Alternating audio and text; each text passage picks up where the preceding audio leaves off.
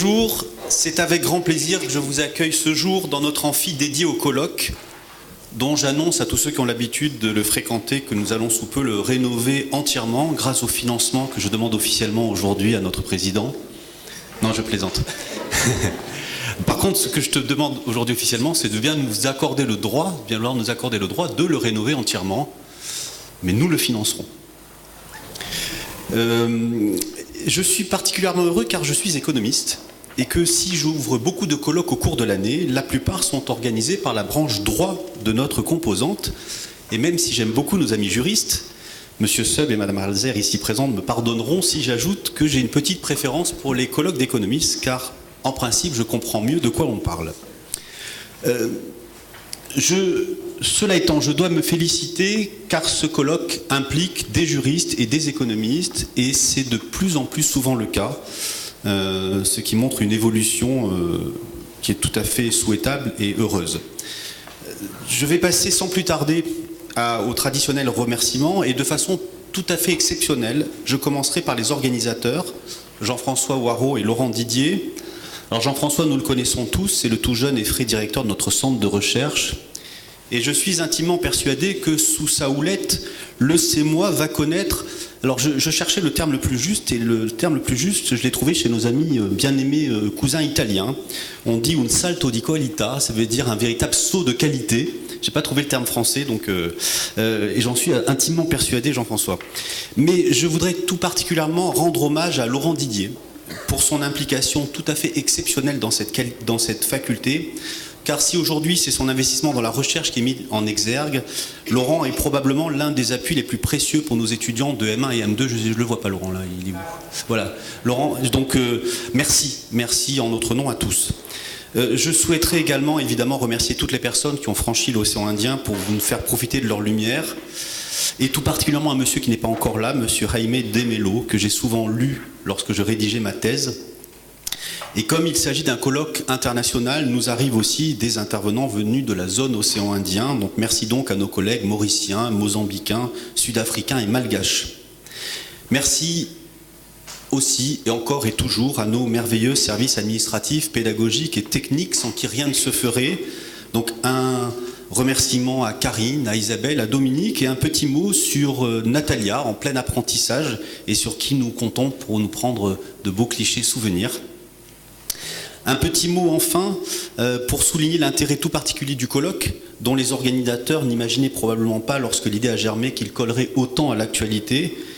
Traiter du commerce international sous les différents angles qui seront abordés ici, dans le contexte du montée des protectionnismes que nous connaissons, va permettre d'offrir au public, spécialiste ou pas, des éclairages probablement propices à la compréhension des grands enjeux actuels de l'échange international.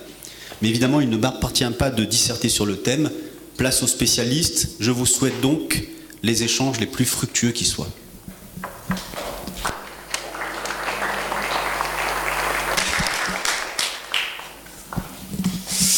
Bonjour à toutes et tous, monsieur le doyen de l'UFR Droit et d'économie, madame la conseillère régionale, chère Nathalie, madame la responsable de l'AFD, madame la codirectrice de l'OSOA, monsieur le directeur du CEMOI, mesdames, messieurs, chers partenaires, en particulier et participants, en particulier venant de la zone océan Indien, chères étudiantes, chers étudiants, c'est un immense plaisir pour moi d'être là avec vous aujourd'hui, donc dans cette belle UFR droit et économie, très dynamique, effectivement, comme le disait le doyen tout à l'heure sur les conférences.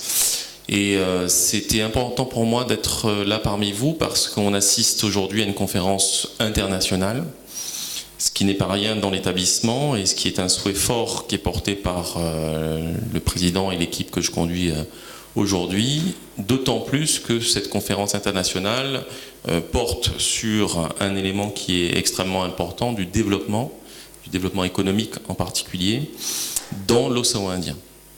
Donc c'est une dimension qui est extrêmement importante puisque, vous le savez, vous êtes accueillis aujourd'hui dans l'une des composantes de la seule université réunionnaise, française, européenne de l'océan Indien et d'avoir effectivement chez nous d'accueillir une conférence internationale avec une telle portée est vraiment extrêmement bénéfique pour le rayonnement de l'établissement.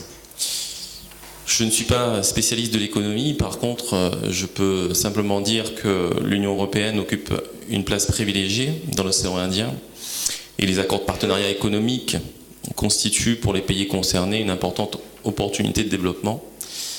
Ceci dit, dans toute opportunité de développement, dans un territoire et dans une zone finalement géographique comme la nôtre, doit se prémunir d'un certain nombre de difficultés ou doit en tout cas faire attention à un certain nombre de spécificités. C'est la raison pour laquelle les travaux que vous allez mener confèrent à l'objet de vos études et de vos travaux un élément extrêmement important, puisque un ensemble d'interventions, que ce soit de l'Europe ou d'ailleurs, ne peuvent être finalement efficaces que si les spécificités de l'ensemble des membres des groupes concernés sont prises en compte, et que si à un moment donné il y a des réflexions suffisamment globales pour éviter que des effets contradictoires non souhaités initialement puissent voir le jour. Et c'est extrêmement important qu'on ait une prise de recul par rapport à ce qui est fait pour que la vision globale fasse ce jour et amène effectivement à des déclinaisons locales qui sont en cohérence avec l'ensemble des stratégies, l'ensemble des politiques qui sont menées. À l'échelle de l'Université de La Réunion, on souhaite effectivement jouer un rôle fort dans une dynamique comme celle-là.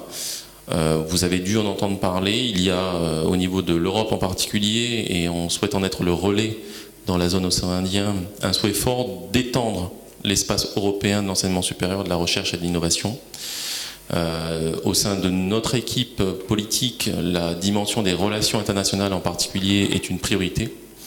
Et c'est la raison pour laquelle le fait d'avoir et de recevoir effectivement un certain nombre de participants de la zone est pour nous un élément fort. Un élément fort parce que nous souhaitons continuer effectivement à développer les relations internationales. Pas moins de 18 accords cadres signés l'année dernière par l'Université de La Réunion au niveau donc, des pays qui nous entourent.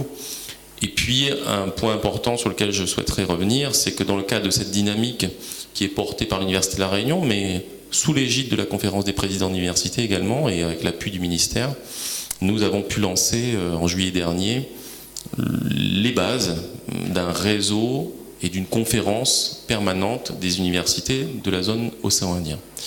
Donc vos travaux d'aujourd'hui et cette manifestation qui est organisée, et je les remercie beaucoup par monsieur Laurent Didier et Jean-François Boireau, elle est extrêmement importante parce qu'elle nous permet effectivement de mettre en application et de rendre opérationnel l'ensemble de ces éléments de priorité que nous nous sommes fixés. Voilà, je ne vais pas être plus long, je vais vous souhaiter bien évidemment d'excellents travaux et je vais surtout terminer par des remerciements très très appuyés aux organisateurs. On sait que c'est jamais très facile d'organiser ce type de manifestation puisqu'on se confronte parfois à des difficultés, mais je connais leur dynamisme et leur volonté pour que ça puisse se faire dans les meilleures conditions. Je veux citer donc le CEMOA, le Centre d'économie et de management de l'océan Indien, l'Observatoire des sciences des sociétés de l'océan Indien, sans oublier nos partenaires forts qui sont la région Réunion. Merci beaucoup pour cet accompagnement très étroit dans l'ensemble des projets que porte l'établissement, l'AFD également.